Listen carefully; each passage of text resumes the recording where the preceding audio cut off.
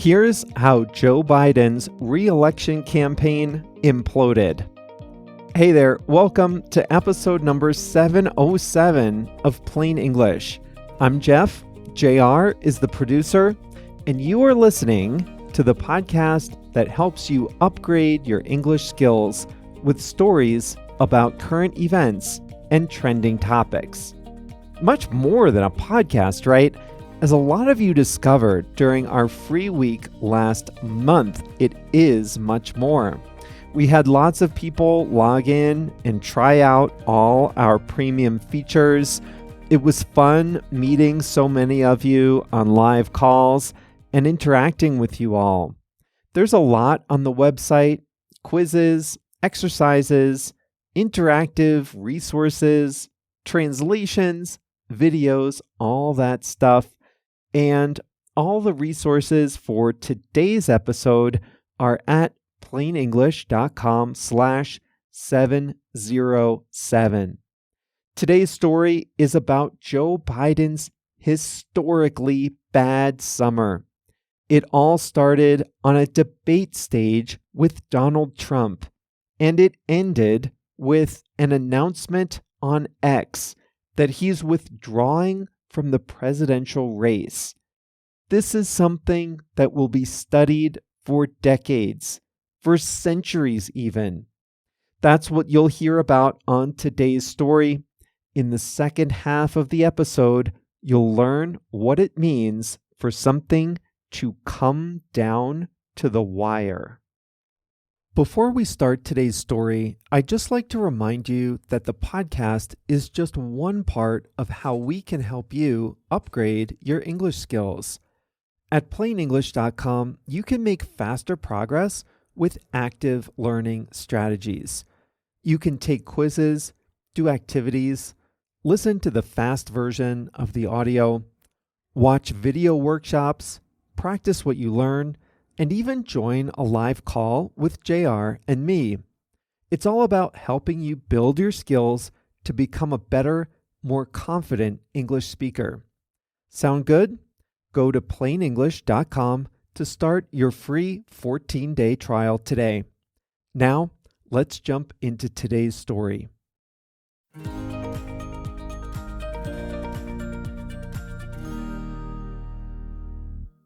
When Joe Biden defeated Donald Trump in the 2020 election, he promised to be a transitional president.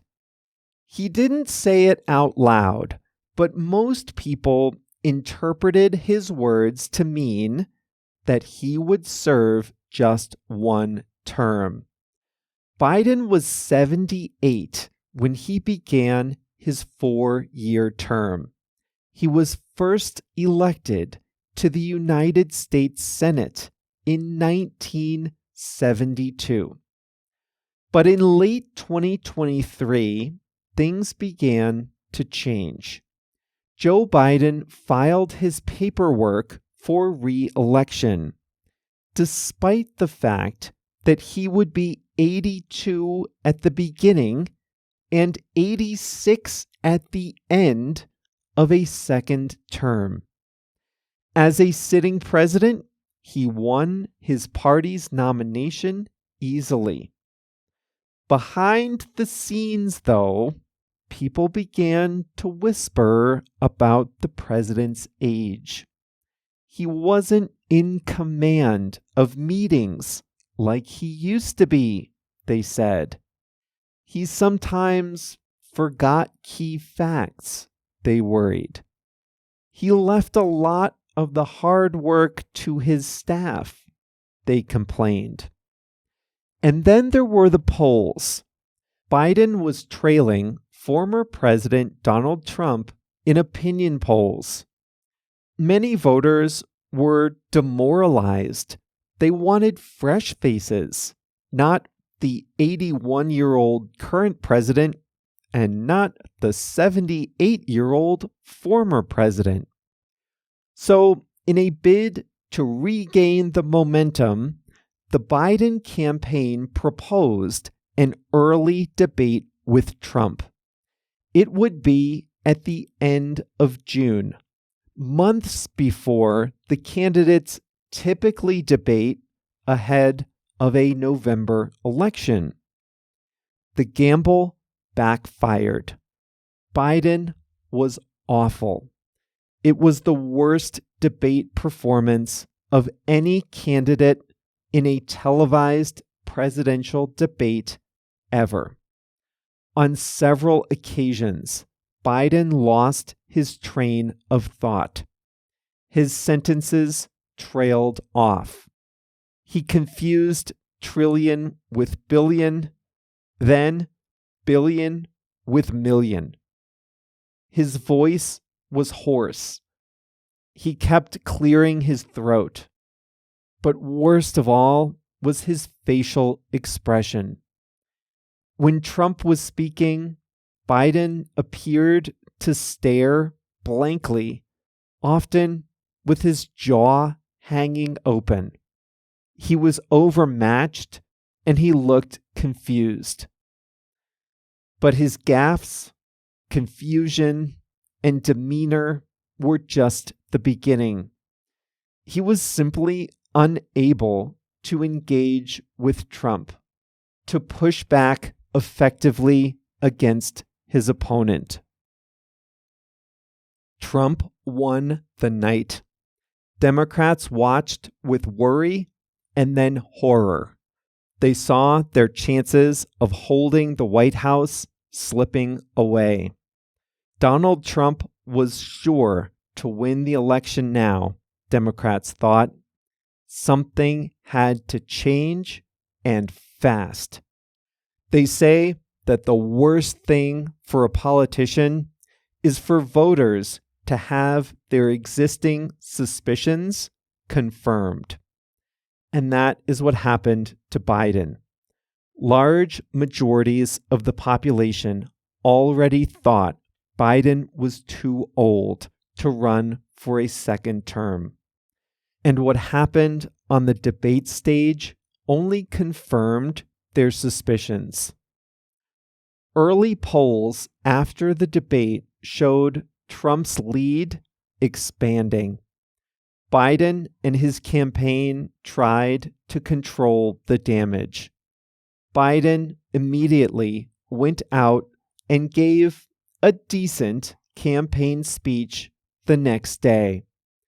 He did a few television interviews. He avoided any catastrophic mistakes in those appearances, but he didn't change many people's minds about his fitness for a second term.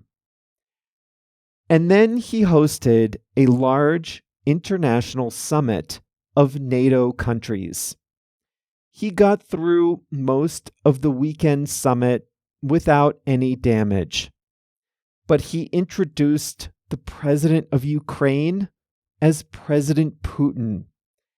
And he referred to his vice president, Kamala Harris, as Vice President Trump. And that seemed to be the end. Several elected Democrats had publicly urged him to withdraw after the debate. More added their names to the list after the NATO summit. Many of the party's heavyweights were working behind the scenes to encourage the president to step aside. And then on the afternoon of Sunday, July 21st, he posted a letter to the social media network X saying he would withdraw from the race. No major party candidate has withdrawn so close to an election in modern history. And Biden's withdrawal left a hole at the top of the Democratic Party. Any Democrat could have run for the party's nomination. Immediately after Biden's announcement, the vice president, Kamala Harris, announced she would run for the nomination. No other Democrat challenged her for the nomination, which she officially received in August.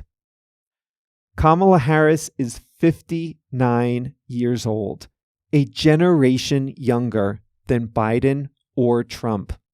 She's the daughter of an Indian mother and a Jamaican father.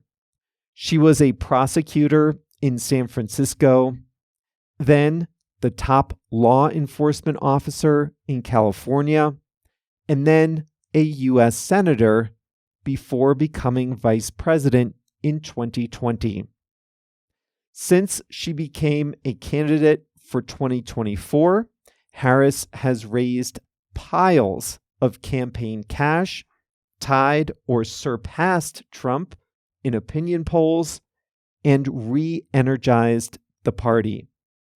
The election will probably be close, as they all are these days, but Trump's momentum and strong lead are gone.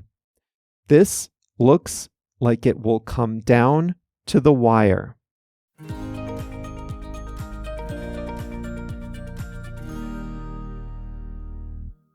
When Biden was a candidate, there were 2 debates scheduled, one in June, which they had, and then one in September. Now it looks like there might be 2 head-to-head debates between Harris and Trump, and one between their vice presidential candidates. That's not final yet, but that's what it looks like. What a crazy summer. It's not an exaggeration to say I was refreshing my phone multiple times a day, sometimes multiple times an hour, reading the news, wondering what would happen.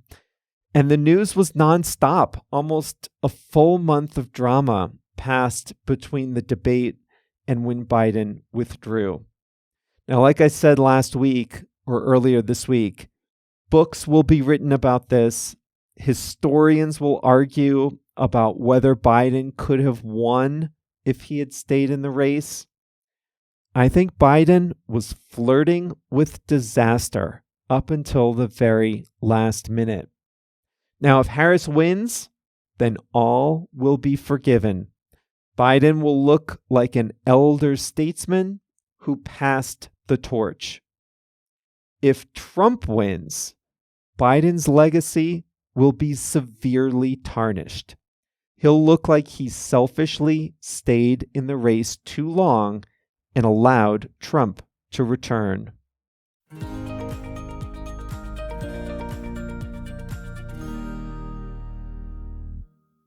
Down to the wire is an expression we use when a situation or event will not be decided or resolved until the very last moment. The outcome is uncertain until the end. It's helpful to think about the origin of this expression. Imagine the early days of horse racing before there were high-performance cameras. In those days, a thin wire was extended across the finish line. The wire helped judges determine which horse won the race when the race was close. In horse racing today, cameras take 2,000 frames per second, and they help judges determine the winner. But the expression survives. A horse race that comes down to the wire is a very close race, with 2 or more horses in close competition until the last second, or 1/10 of a second, of the race. Now, because of its origin, down to the wire is used in other types of races too. If you watch the track and field or swimming competitions in the Summer Olympics, or the ice skating competition in the Winter Olympics, then you know what it's like to watch a race that comes down to the wire. In most of those competitions, 1 second or less separates the gold medal winner from the rest. But even sports like cycling and the marathon can come down to the wire. In the men's marathon in the 2024 Summer Olympics, Ethiopian Tamarit Tola won the gold with a time of 2 hours, 6 minutes, and 26 seconds. The silver medal winner finished 21 seconds later. So it wasn't difficult to see who won. You could see that with your eyes. But only 20 seconds separated the gold and silver winners in a 2-hour race. 21 seconds might seem like a lot in Olympic sports, but it's a pretty close marathon. To put that in perspective, Tamarit Tola won the 2023 New York Marathon by 2 whole minutes. You would not say that race came down to the wire. He was the clear winner of that race. Now, other athletic competitions, non-races, can come down to the wire. A soccer game that is tied after the first 89 minutes of play comes down to the wire. The winner will be determined at the end, either in the last minute or in an overtime period if the rules allow it. Now, while down to the wire originated with racing and is often used in athletics, it can be used in other types of competitions too. Elections can come down to the wire. With some elections, you know the result before Election Day. Britain's Labour Party won 411 seats in the 2024 election. The next highest vote winner got 121 seats in the 650-seat parliament. So obviously, we didn't know the specific result ahead of time, but the Labour victory was never in doubt. So you would not say that one came down to the wire. But the American election in 2024 is a different story. I'm recording this in late August 2024. The most respected average of polls shows Kamala Harris winning 47.6% of the vote and Donald Trump winning 47.1% if the election were held today. That's a difference of 0.5% within most polls' margin of error. Now, to further complicate things, the U.S. election isn't decided based on the national tally of votes. It all depends on how the individual states vote. So as of August 2024, I don't know who's going to win, but I do know that it will come down to the wire. The race is too close. We're not going to know the winner until the race ends. That's what it means for an election to come down to the wire. Now, all the examples I've given you so far are about who wins a close competition.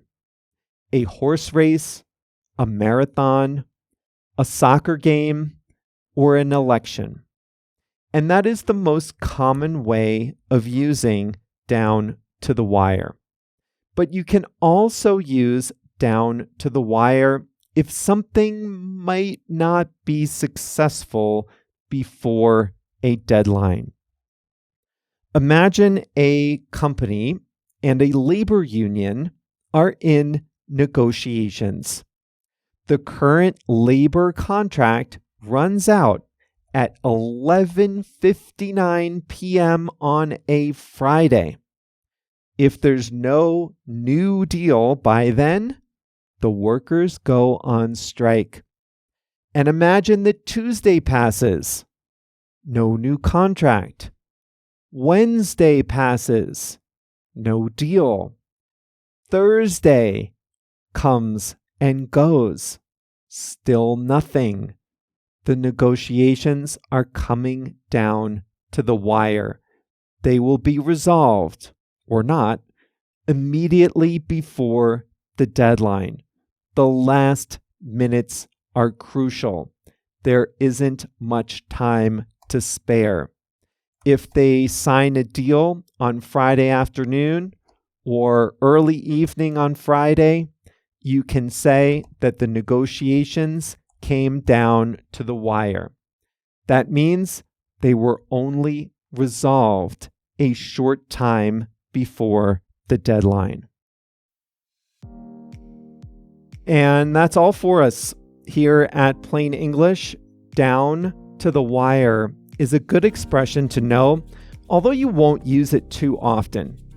Now, speaking of down to the wire and the American elections, we'll talk more about Election Day in the U.S. in October.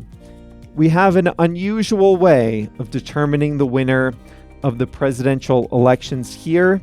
It's not just adding up all the votes. So we'll do at least one episode about that. And I'm also planning one episode about the vice presidency. What does the vice president even do? Is that job important?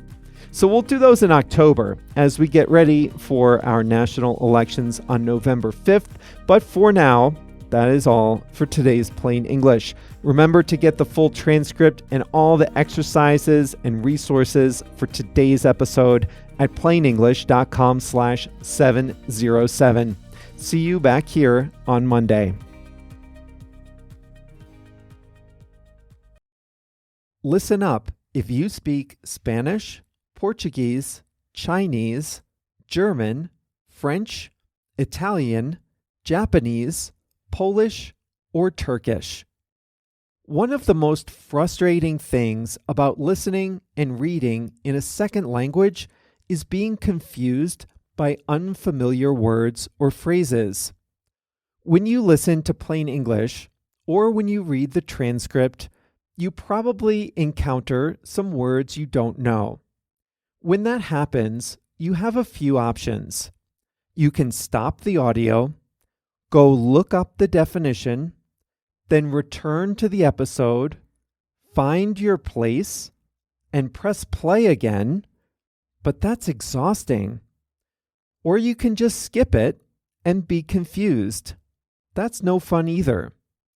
But what if you could see the translation of the word into your language instantly without having to stop the audio, without having to look anything up? Well, you can at plainenglish.com. For each episode, we translate about 100 words and phrases from English to 9 languages: Spanish, Portuguese, Chinese, German, French, Italian, Japanese, Polish, and Turkish. And we highlight those words in blue.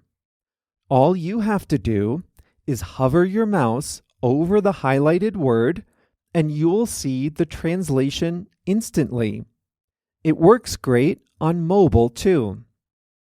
It really makes listening a lot more satisfying, and it's a great way to expand your vocabulary in English. The best way to see these translations is to sign up for a free 14-day trial at plainenglish.com. During your trial, you can read as many transcripts as you like, all with the translations into your language. So sign up for your free trial today at plainenglish.com.